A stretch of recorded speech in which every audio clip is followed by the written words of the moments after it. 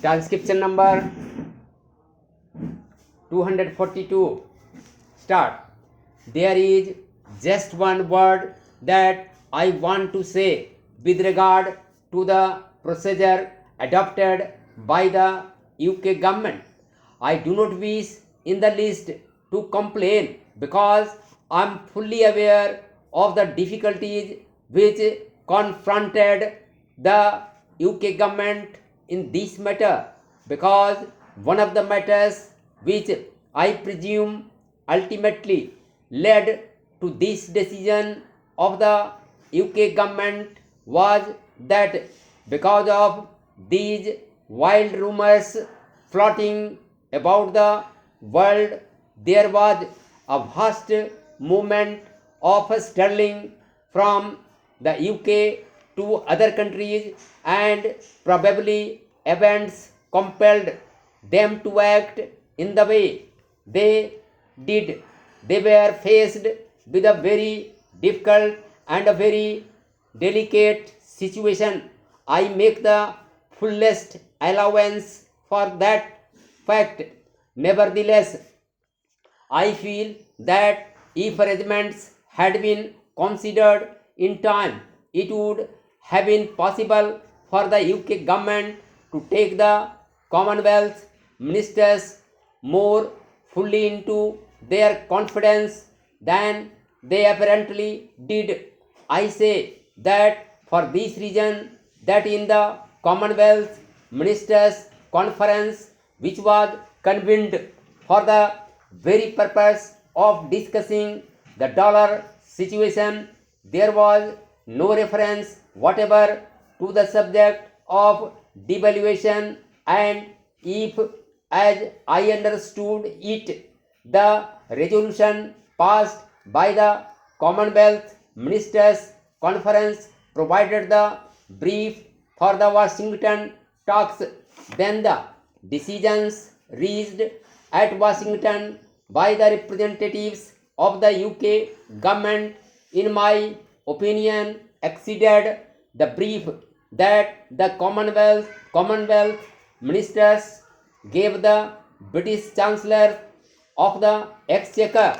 I cannot help thinking that in a matter which so vitally affects the whole economy of every country in the sterling area, steps should have been taken to arrange for a secret meeting of the finance ministers of the Commonwealth countries before this decision was sprung upon them regarding three matters: the need for devaluation, the extent of devaluation, and the time of devaluation.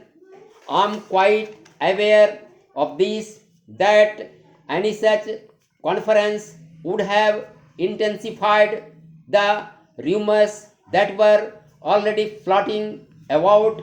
But if I had been in Sir Stafford Cripps' place, what I would have done would have been something like this.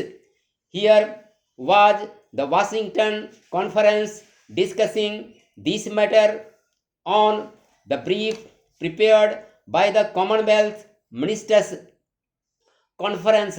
It could have been arranged that a report should be made by the Chancellor of the Exchequer to the Commonwealth Ministers Conference of the results of the talks which he held on the brief we prepared.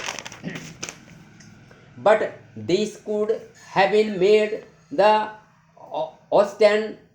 ostensible object of the conference. Incidentally, it would have enabled Sir Stafford Cripps to acquaint us really with the circumstances that led to this final decision.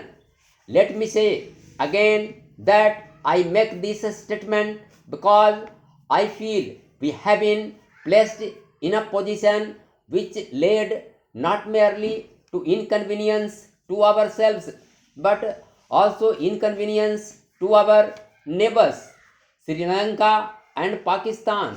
And I think every effort should have been made to avoid the inconvenience that was caused in that way. Now, I proceed to tell the House that precisely are the reasons which led us to take the decision we did.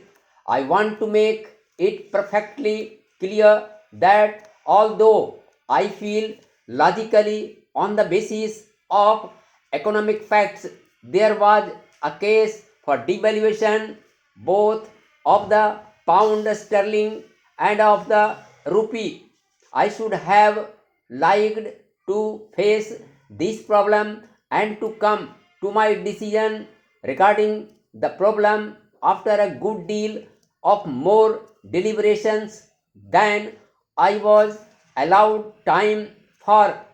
I feel that in this matter I have had to act not on conviction born of logic necessarily, but so to speak by the compulsion of events. I am not happy that I have had to make a decision in those circumstances. Nevertheless, since the pound sterling was devalued, I felt and my colleagues entirely agreed with me that there was no other course open to us. I say that for this very good reason, nearly 75% of the export trade of this country is with the countries in the soft currency areas. Therefore, when sterling was devalued, if we did not devalue, the result would have been that our export trade to these countries would not merely have greatly diminished, but in course of time, in certain important directions, might have been wiped out altogether. Lancashire piece goods competing with our piece goods in the markets of the sterling area, Sri Lanka tea competing with our tea in the same area, East African groundnuts competing with our groundnuts, South African manganese competing with our manganese, and so on. The position was really serious and we could not afford to take the risk involved in keeping the value of the rupee at a higher rate when it was likely to lead to these extremely grave consequences for the country. It is not merely that our export trade would have suffered, the dwindling of our export trade would straightway have reached upon our import trade, because the only way in which we can pay for our imports is earning foreign exchange by our exports to the western countries.